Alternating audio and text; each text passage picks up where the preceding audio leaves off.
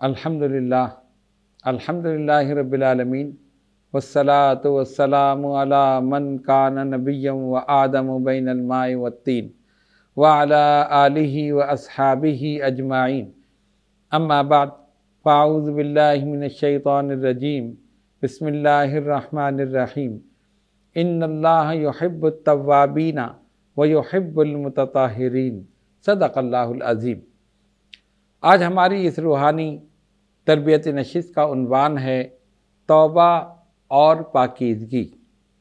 آیت مبارکہ جو آپ کے سامنے تلاوت کی گئی، ارشاد ربانی ہوا ان اللہ یحب التوابین، بے شک اللہ تعالی توبہ کرنے والوں کو، ویحب المتطہرین اور پاک رہنے والوں کو پسند کرتا ہے۔ اب دیکھیے اس میں دو چیزوں کا ذکر کیا گیا، ایک توبہ اور ایک پاکیزگی۔ اللہ تعالیٰ توبہ کرنے والوں اور پاک رہنے والوں کو پسند کرتا ہے۔ پہلے ذکر کیا توبہ کا اور پھر ذکر کیا پاکی کا۔ کیوں؟ حکمت یہ ہے کہ انسان کتنا ہی گناہ گار کیوں نہ ہو، گناہوں کی آلودگی میں، گندگی میں وہ لتھڑا ہوا ہو، لیکن جب سچے دل سے توبہ کرتا ہے تو کیا ہوتا ہے؟ اسے پاکیزگی حاصل ہوتی۔ اسی لیے ذکر کیا پہلے توبہ کا اور اس کے بعد پاکیزگی کا۔ اب آئیے ذرا سا غور کریں کہ یہ پاکیزگی کیسے حاصل ہو۔ پاکیزگی دو قسم کی ہے، ایک ظاہری اور ایک باطنی۔ آپ کے جسم پر کوئی گندگی لگ گئی، آپ نے غسل کر لیا، پاک ہو گئے۔ لباس پر لگ گئی، لباس کو دھو لیا، پاک کر لیا۔ لیکن اگر دل ناپاک ہو، دل کے اندر ہی گندگی ہو، دل کے اندر ہی کدورت ہو، نفرت، عداوت، بغض، یہ ساری چیزیں ہوں، اس کو کیسے پاک کیا جائے؟ یاد رکھیے، ظاہری گندگی ظاہری آلے سے پاک ہوگی اور باطنی گندگی باطنی آلے سے پاک ہوگی۔ مثال کے طور پر جسم پر اگر گندگی ہے، آپ نے غسل کیا، پاک ہو گئے۔ لباس پر کوئی نشان ہے، اس کو صاف کر لیا، اگر پانی سے نہیں ہوا تو صابن سے، اس سے نہیں ہوا تو کسی کیمیکل سے۔ ظاہری ہے نا، ظاہری نشان ہے، ظاہری گندگی ہے، ظاہری آلودگی، ظاہری چیز سے صاف ہو گئی۔ لیکن اگر دل کو پاک کرنا ہو تو کیا کریں؟ اللہ تبارک و تعالی کا ذکر، اس کے حبیب صلی اللہ علیہ وسلم کا ذکر، سرکار پر درود، یہ چیز دل کو پاک کرتی، دل کو صاف کرتی، دل کو گناہوں کی آلودگی سے بالکل پاک اور صاف کرتی۔ ہمیں ظاہری اور باطنی دونوں پاکیزگیاں چاہیے۔ اب جیسے منہ ہے انسان کا، منہ، جب انسان جھوٹ بولتا ہے اس کی زبان، اس کا منہ ناپاک ہو جاتا ہے باطنی طور پر۔ ظاہری طور پر آپ دیکھیں، اچھا اسلام نے ہمیں دونوں طریقے بتائے، ظاہری اور باطنی طور پر کس طرح پاک رہنا ہے، یہ اس طریقہ اسلام نے ہمیں بتایا۔ نبی پاک علیہ الصلوۃ والسلام کی سنتوں پر عمل کرنا، یہ دونوں طریقے اس میں شامل ہیں۔ آپ نے کھانا کھایا، آپ جانتے ہیں کہ جب کھانا کھاتے ہیں تو کچھ کھانے کے ذرات ہمارے دانتوں میں پھنس جاتے ہیں، تو ہم کیا کرتے ہیں؟ ٹوتھ پک لے کر اس سے صاف کرتے ہیں۔ اسی طرح کھانے کے بعد برش کرتے ہیں تو کیا ہوتا ہے؟ صاف ہو جاتے ہیں۔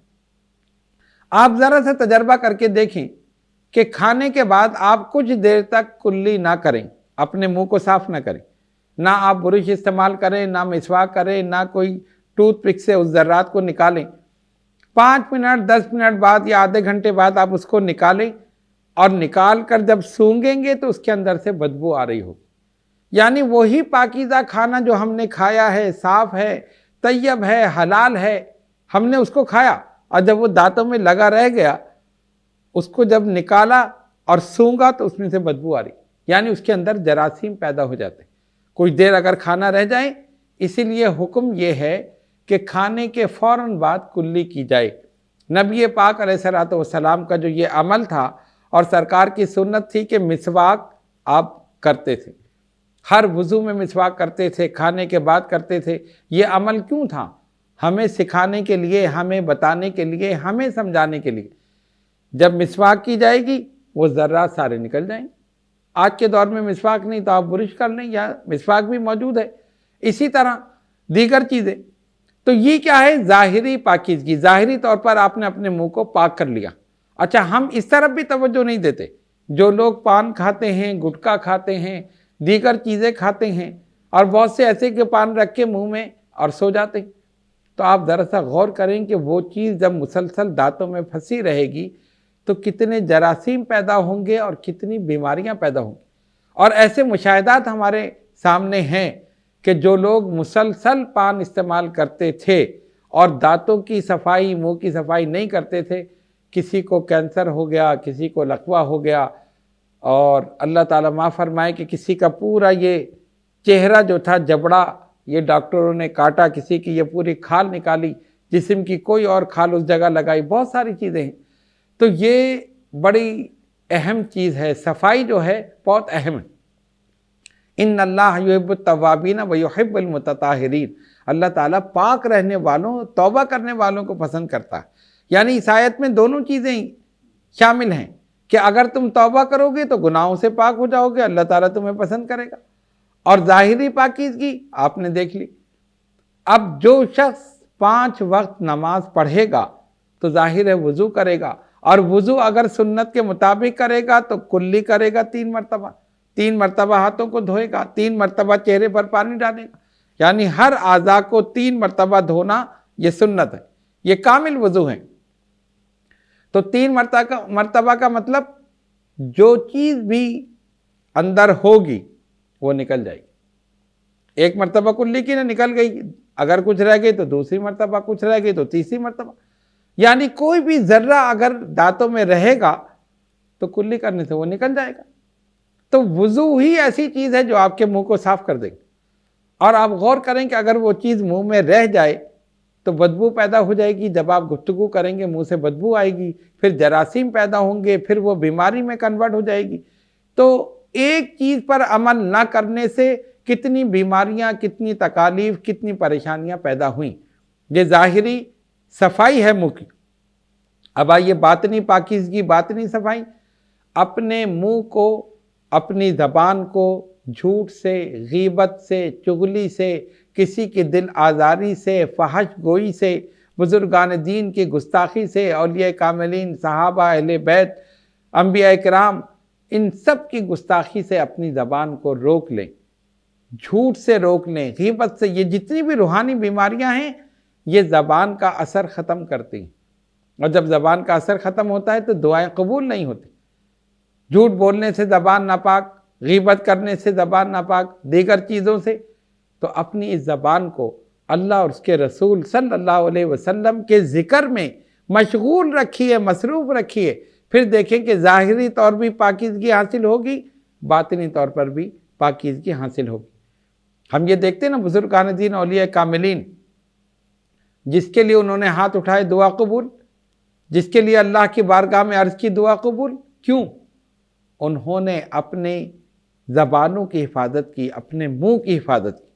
ظاہری طور پر تو اس طرح کہ ہر وضو میں کلی کی، مسواک کیا، اس طرح اپنی زبان کو، اپنے منہ کو صاف ستھرا رکھا، اور باطنی طور پر جھوٹ سے، غیبت سے، چغلی سے، کسی کی دل آزاری سے، فحش گوئی سے، گالیوں سے، ناپسندیدہ الفاظ استعمال کرنے سے روک لیا۔ اور اس کے برعکس کیا کیا؟ قرآن کریم کی تلاوت، نبی پاک علیہ الصلوۃ والسلام پر درود کی کثرت، بزرگان دین، اولیاء کاملین کی محبت، ان کے قصائد، ان کی منقبت، دیگر چیزیں، یعنی اپنی زبان کو غلط کاموں سے روک کر ان نیک کاموں میں مشغول رکھا۔ اللہ تبارک و تعالیٰ نے ان کی زبان میں اثر پیدا کر دیا۔ تو اس کو کہتے ہیں پاکیزگی، ظاہری اور باطنی دونوں طرح سے۔ تو ان اللہ یحب التوابین ویحب المتطہرین، اللہ تعالیٰ توبہ کرنے والوں اور پاک رہنے والوں کو پسند کرتا ہے۔ اب آپ کہیں گے کہ یہ تو زبان کی پاکیزگی ہے، دل کی پاکیزگی کیسے حاصل ہو؟ دل اور زبان کا رشتہ بڑا گہرا ہے، بڑا مضبوط ہے۔ جھوٹ زبان بولتی ہے، سیاہ دل ہوتا ہے۔ غیبت زبان کرتی ہے، سیاہ دل ہوتا ہے۔ فحش گوئی زبان کرتی ہے، سیاہ دل ہوتا ہے۔ گالیاں زبان دیتی ہے، سیاہ دل ہوتا ہے۔ تلاوت قرآن زبان کرتی ہے، روشن دل ہوتا ہے۔ سرکار پر درود پاک زبان پڑتی ہے، روشن دل ہوتا ہے۔ استغفار کا ورد زبان سے کیا جاتا ہے، دلوں کا زنگ چھٹتا ہے، دل چمکتا ہے، روشن ہوتا ہے، دل کو پالش کی جاتی ہے۔ حدیث شریف کے مطابق استغفار تمہارے دلوں کی پالش ہے۔ تو زبان اور دل کا رشتہ بڑا مضبوط ہے۔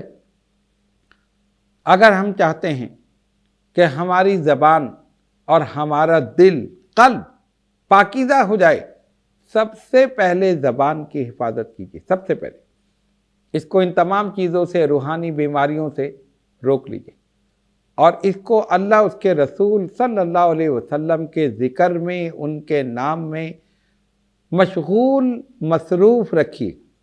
تو کیا ہوگا؟ اس زبان کا اثر دل پر ہوگا، دل روشن ہوگا، دل منور ہوگا، دل کے اندر پالش ہوگی، گناہوں کی آلودگی دور ہو جائے گی۔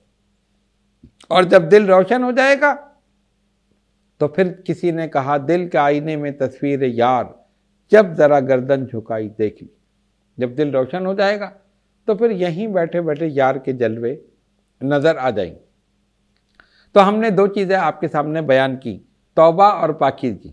اچھا، توبہ کے معنی رجوع کرنا، پلٹنا، یعنی انسان سے جب کوئی گناہ ہوتے ہیں نا، کوئی خطا، کوئی لغزش، کوئی گناہ، تو اس نے کیا کیا؟ اللہ کی بارگاہ میں سچے دل سے توبہ کی، مولا مجھ سے یہ غلطی ہوئی، میں معافی چاہتا ہوں، مجھ سے یہ گناہ ہوا، یہ لغزش ہوئی۔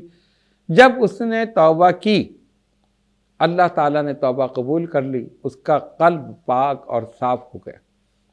تو توبہ اور پاکیزگی کو اللہ تعالیٰ نے اسی لیے اس آیت میں جمع کیا، اور ان دونوں کو اسی لیے پسند کیا کہ پہلی چیز ہے توبہ، کہ آپ ان گناہوں سے توبہ کریں، اور توبہ بھی وہ، قرآن نے کہا توبۃ نصوحا، تاکہ تمہیں آگے نصیحت ہو جائے۔